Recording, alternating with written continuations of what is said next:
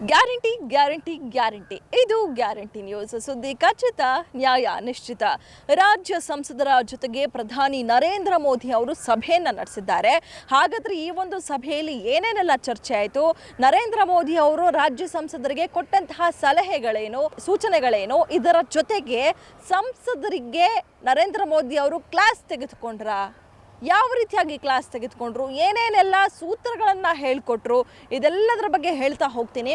ಹೌದು, ಕಳೆದ ಒಂದು ವಾರದ ಹಿಂದಷ್ಟೇ, ಅಂದರೆ 4-5 ದಿನಗಳ ಹಿಂದೆ ಅಷ್ಟೇ ನರೇಂದ್ರ ಮೋದಿ ಅವರು ರಾಜ್ಯದ ಸಂಸದರಿಗೆ ಸಭೆಯನ್ನು ತೆಗೆದುಕೊಂಡಿದ್ರು. ಈ ಒಂದು ಸಭೆಯಲ್ಲಿ ಏನೇನೆಲ್ಲ ಚರ್ಚೆ ಆಯಿತು ಅಂತ ನಾವು ನೋಡೋದಾದರೆ, ಮೊದಲು ಸರ್ಕಾರದ ವಿರುದ್ಧ ಯಾವ ರೀತಿಯಾಗಿ ಹೋರಾಟವನ್ನು ಮಾಡಬೇಕು ಅನ್ನೋದರ ಬಗ್ಗೆ ಸಾಕಷ್ಟು ಚರ್ಚೆ ಆಗಿರುತ್ತದೆ. ಅಂದರೆ ಈಗಾಗಲೇ 2028ರ ಚುನಾವಣೆಗೆ ಯಾವ ರೀತಿಯಾಗಿ ತಯಾರಿಯನ್ನು ಮಾಡ್ಕೋಬೇಕು, ಯಾವ ರೀತಿಯಾಗಿ ಸಿದ್ಧತೆಗಳನ್ನ ಮಾಡ್ಕೋಬೇಕು, ಚುನಾವಣೆಗೆ ಬಳಸುವಂತಹ ಸೂತ್ರಗಳೇನು, ಇದೆಲ್ಲದರ ಬಗ್ಗೆ ಇದೀಗ ನರೇಂದ್ರ ಮೋದಿ ಅವರು ಸಂಸದರಿಗೆ ಒಂದಷ್ಟು ಪಾಠಗಳನ್ನು, ಒಂದಷ್ಟು ಸೂಚನೆಗಳನ್ನು, ಒಂದಷ್ಟು ಸಲಹೆಗಳನ್ನು ಕೊಟ್ಟಿದ್ದಾರೆ ಅಂತಲೇ ಹೇಳ್ಬೋದು. ಇದರ ಜೊತೆಗೆ ರಾಜ್ಯ ಬಿಜೆಪಿ ಅಂದರೆ ಸಾಕು, ಬರೀ ಬಣ ಬಡಿದಾಟ, ಬರೀ ಕಿತ್ತಾಟ, ಆಂತರಿಕ ಕಚ್ಚಾಟ ಬರೀ ಇದೇ ಆಗೋಯ್ತು. ಸೊ ಹೀಗಾಗಿ ಸರ್ಕಾರದ ವಿರುದ್ಧ ನಾವು ಹೋರಾಟ, ವಾಗ್ದಾಳಿಯನ್ನು ಮಾಡ್ತೀವಿ ಅಂದರೆ ಮೊದಲು ನಮ್ಮಲ್ಲಿ ಒಗ್ಗಟ್ಟಿರಬೇಕು. ಸೊ ಹೀಗಾಗಿ ನೀವೆಲ್ಲ ಅಂದರೆ ಸಂಸದರು ಬರೀ ದೆಹಲಿಗಷ್ಟೇ ಸೀಮಿತವಾಗಿರಬಾರ್ದು, ಬರೀ ಕೇಂದ್ರಕ್ಕಷ್ಟೇ ಸೀಮಿತವಾಗಿರಬಾರ್ದು.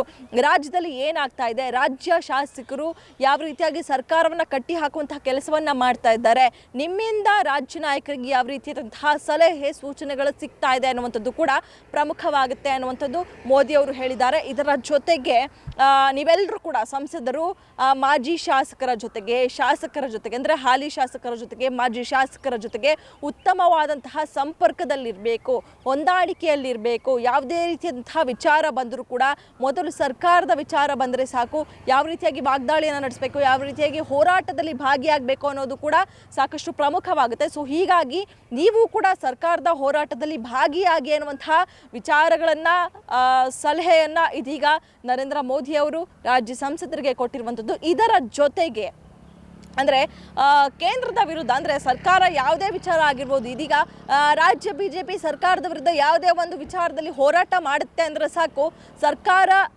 ಬೆರಳು ಮಾಡಿ ತೋರಿಸೋದೇ ಕೇಂದ್ರ ಸರ್ಕಾರದತ್ತ. ಸೊ ಹೀಗಾಗಿ GST ವಿಚಾರವಾಗಿರ್ಬೋದು, ರೈತರಿಗೆ ಪರಿಹಾರ ವಿಚಾರವಾಗಿರ್ಬೋದು, ಎಲ್ಲ ವಿಚಾರದಲ್ಲೂ ಕೂಡ ಸರ್ಕಾರ ಕೇಂದ್ರದತ್ತ ಬೆರಳು ಮಾಡಿ ತೋರಿಸುತ್ತೆ, ತಾರತಮ್ಯ ಮಾಡ್ತಾ ಇದೆ ಕೇಂದ್ರ ಸರ್ಕಾರ ಅನ್ನೋಂತಹ ವಿಚಾರ ಬರುತ್ತೆ. ಸೊ ಹೀಗಾಗಿ ಇನ್ನು ಮೇಲೆ ಯಾವತ್ತೂ ಸಹ ಈ ಒಂದು ತಾರತಮ್ಯ ಅನ್ನುವಂತಹ ಪದ ಬರಲೇಬಾರ್ದು.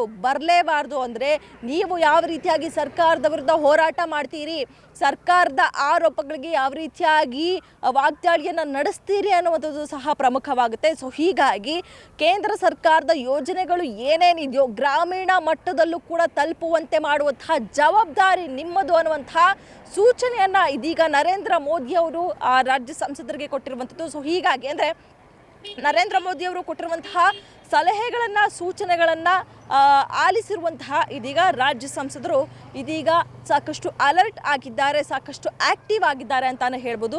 ಸೊ ಈ ನಿಟ್ಟಿನಲ್ಲಿ ಇದೀಗ ರಾಜ್ಯ ನಾಯಕರ ಜೊತೆ ಸಭೆಯನ್ನು ನಡೆಸೋದಕ್ಕೆ ಇದೀಗ ಸಂಸದರು ಸಿದ್ಧವಾಗಿದ್ದಾರಂತೆ. ಹೌದು, ಅಧಿವೇಶನದ ನಂತರ ರಾಜ್ಯ ನಾಯಕರ ಜೊತೆಗೆ ಸಭೆಯನ್ನು ನಡೆಸಿ ನರೇಂದ್ರ ಮೋದಿ ಅವರು ಹೇಳಿಕೊಟ್ಟಂತಹ ಸೂತ್ರಗಳು, ಅಂದರೆ ಚುನಾವಣೆಗೆ ಬಳಸಬೇಕಾದಂತಹ ಸೂತ್ರಗಳಾಗಿರ್ಬೋದು, ಸಲಹೆಗಳಾಗಿರ್ಬೋದು, ಸೂಚನೆಗಳಾಗಿರ್ಬೋದು, ಇದೆಲ್ಲ ವಿಚಾರಗಳ ಬಗ್ಗೆ ಚರ್ಚೆ ಮಾಡಿ ಜಿಲ್ಲಾ ಮಟ್ಟದಲ್ಲಿ ಸಭೆಗಳನ್ನು ಮಾಡಿಸೋದಕ್ಕೆ ಇದೀಗ ತೀರ್ಮಾನ ಮಾಡ್ತಾರಂತೆ ಈ ಒಂದು ಸಭೆಯಲ್ಲಿ. ಹೌದು, ಯಾಕಂದರೆ ಜಿಲ್ಲಾ ಮಟ್ಟದಲ್ಲೂ ಕೂಡ ಸರ್ಕಾರದ ವೈಫಲ್ಯಗಳನ್ನು ಎತ್ತಿಡಬೇಕು, ಕೇಂದ್ರದ ಯೋಜನೆಗಳು ತಲುಪುವಂತೆ ಮಾಡಬೇಕು. ಸೊ ಹೀಗಾಗಿ ಇದೆಲ್ಲ ಜವಾಬ್ದಾರಿ ನಿಮ್ಮದು ಅನ್ನುವಂತಹ ವಿಚಾರವನ್ನು ಇದೀಗ ಮೋದಿ ಅವರು ಸಂಸದರಿಗೆ ಹೇಳಿರೋದ್ರಿಂದ ಇದೆಲ್ಲ ವಿಚಾರವಾಗಿ ರಾಜ್ಯ ನಾಯಕರ ಜೊತೆ ಸಂಪರ್ಕವನ್ನು ಹೊಂದಿ, ಉತ್ತಮವಾದಂತಹ ಸಂಪರ್ಕವನ್ನು ಹೊಂದಿ, ಜೊತೆಗೆ ಸಭೆಯನ್ನು ಮಾಡಿ ಈ ಎಲ್ಲ ವಿಚಾರಗಳ ಬಗ್ಗೆ, ಅಂದರೆ ಕೇಂದ್ರದ ಯೋಜನೆಗಳು ಏನೇನಿದೆಯೋ ಗ್ರಾಮೀಣ ಮಟ್ಟದಲ್ಲೂ ಕೂಡ ತಲುಪುವಂತೆ ಮಾಡಬೇಕು ಅಂತ ಇದೀಗ ಮೋದಿ ಅವರು ಹೇಳಿದ್ದಾರೆ. ಸೊ ಹೀಗಾಗಿ ಈ ಒಂದು ವಿಚಾರ ಎಲ್ಲವನ್ನ ಕೂಡ ಮೋದಿ ಅವರು ಹೇಳಿರುವಂತಹ ಪ್ರತಿಯೊಂದು ವಿಚಾರವನ್ನು ಕೂಡ ಇದೀಗ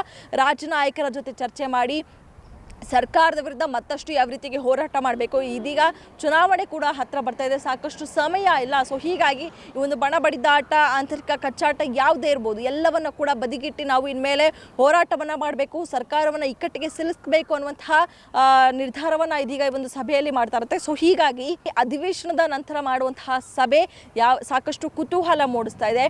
ಇವೆಲ್ಲ ವಿಚಾರಗಳ ಬಗ್ಗೆ ಚರ್ಚೆ ಆಗುತ್ತಾ? ಹಾಗಾದರೆ ಮೋದಿಯವರು ನಡೆಸಿದಂತಹ ಆ ಒಂದು ಸಭೆಯಿಂದ ರಾಜ್ಯ ಬಿಜೆಪಿಯ ದಿಕ್ಕೇ ಬದಲಾಗುತ್ತಾ ಕಾದು ನೋಡಬೇಕಾಗಿದೆ. ಕ್ಯಾಮರಾ ಪರ್ಸನ್ ವಿನಯ್ ಜೊತೆ ಕವನ Shivanna, guarantee news, Bengaluru. Guarantee news, ಸುದ್ದಿ ಖಚಿತ, ನ್ಯಾಯ ನಿಶ್ಚಿತ.